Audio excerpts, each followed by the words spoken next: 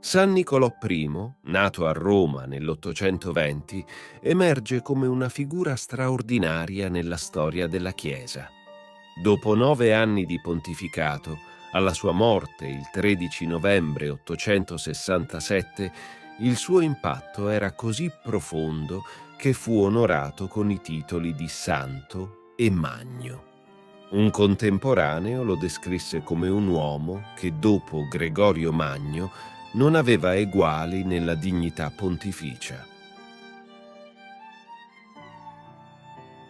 Nicolò ereditò una fervente fede nella supremazia della sede di Roma e l'indipendenza della Chiesa dallo Stato. In un'epoca di turbolenze nell'Occidente cristiano, Nicolò affrontò sfide significative, combattendo l'ingerenza della nobiltà nelle questioni ecclesiastiche e difendendo la dignità del clero. La sua forza morale si manifestò quando si oppose fermamente a Lotario II di Lorena, che cercava il divorzio per risposarsi. Nicolò scomunicò i vescovi che avevano sostenuto questa decisione, mostrando il suo impegno per la sacralità del matrimonio. Nel panorama internazionale, Nicolò si confrontò con le controversie dell'Oriente cristiano, in particolare con il patriarca Fozio di Costantinopoli.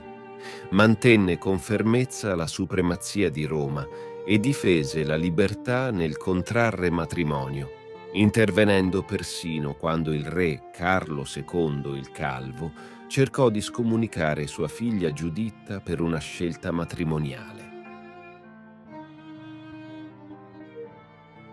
San Nicolò I non solo affrontò sfide politiche ed ecclesiastiche, ma si distinse anche come difensore dei più deboli. Mantenne un registro dei poveri e dei disabili a Roma, assicurandosi che ricevessero cibo a domicilio. La sua attenzione personale ai suoi diocesani lo rese un modello di virtù.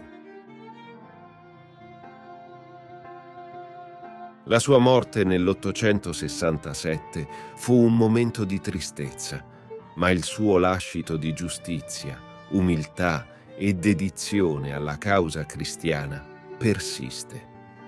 Nicolò I rimane un faro di speranza e un esempio di come la fede può plasmare il corso della storia. La sua eredità va oltre i confini del tempo, poiché San Nicolò I fu un giudice forte e onesto, richiamando l'attenzione su ingiustizie e malvagità. La sua influenza si estese non solo sulla cristianità europea, ma anche oltre, affrontando le sfide dell'Oriente e cercando di mantenere l'unità della Chiesa. Nicolò non si limitò a dirigere la Chiesa con autorità. Mostrò compassione verso le vedove e gli orfani, incarnando il vero spirito del cristianesimo. La sua vita riflette un impegno personale per il benessere dei più vulnerabili, evidenziato dal suo registro accurato dei poveri a Roma. La sua opposizione decisa alle ingerenze politiche nella nomina dei vescovi e la sua difesa dei principi cristiani nel matrimonio lo resero una figura centrale nella riaffermazione della fede in tempi tumultuosi. La sua determinazione contro la scomunica arbitraria e la difesa della Chiesa di Roma contro l'ingerenza esterna hanno lasciato un segno indelebile nella storia ecclesiastica. San Nicolò I non era solo un leader religioso, ma anche un modello di virtù umane. La sua pazienza, moderazione e castità lo caratterizzarono come un uomo che viveva secondo i principi che predicava. Tuttavia, ironicamente, anche nella sua morte, la sua generosità fu messa alla prova quando uno dei suoi ufficiali rubò i fondi destinati ai poveri. Il 13 novembre 867 segnò la fine della vita di San Nicolò I, ma il suo impatto persiste attraverso i secoli. La sua memoria è viva come un faro di integrità, compassione e dedizione alla fede cristiana. In un'epoca di sfide e cambiamenti, San Nicolò I rimane un esempio eterno di come la forza di carattere e la fede possono plasmare il corso della storia e ispirare generazioni successive.